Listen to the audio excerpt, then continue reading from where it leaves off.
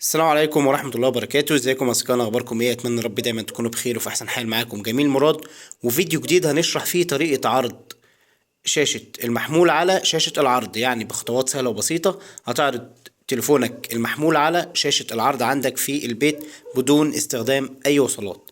قبل ما نخش في الشرح، كل عايزه منك بس في البداية كده انزل اشترك في القناة، اعمل اشتراك، دوس على كلمة اشتراك في القناة واعمل لايك للفيديو عشان يوصل لأكبر عدد من الناس وغيرك يستفيد بالمعلومة. نخش في شرح على طول يا اصدقائي. اول حاجة بنعملها بنجيب موبايل، تمام، ونضغط على الستارة من فوق كده ونجيب عرض شاشة العرض اهي، عرض الشاشة، ونضغط عليها. هتلاقيه بحث عن أجهزة، هو كده بيبحث على أجهزة. انت بتستخدم تليفونك الأول، هتلاقي هنا ظهر اهو شاشة العرض WBOS TV LG، ده اسم الموديل بتاع الشاشة اللي معانا النهاردة، تمام.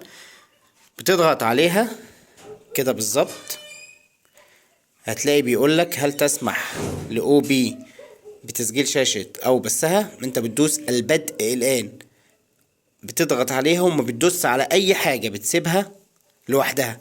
بتجيلك رسالة هنا في الشاشة زي ما انت شايف، الرسالة مكتوب عليها يطلب أوبو رينيو مشاركة شاشة على تلفزيونك، هل تريد قبول هذا الطلب؟ بتضغط على الريموت، بتيجي على الريموت بتاعك وتدوس قبول بالظبط زي ما انت شايف كده.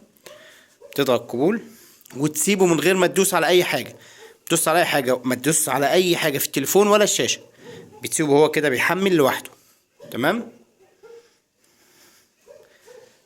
تصبر عليه، ما تطولش، بس اهم حاجة عليه في الشرح تضغط تاني اهو قبول، وبتدوس قبول بدء الآن. بتسيبه، مش هياخد معاك ثواني، وأول ما تعرض الرسالة هتدوس على قبول تاني بالظبط، بيحمل معاك اهو. كده انت بتعرض كل اللي على التليفون زي ما انت شايف، ده التليفون اهو.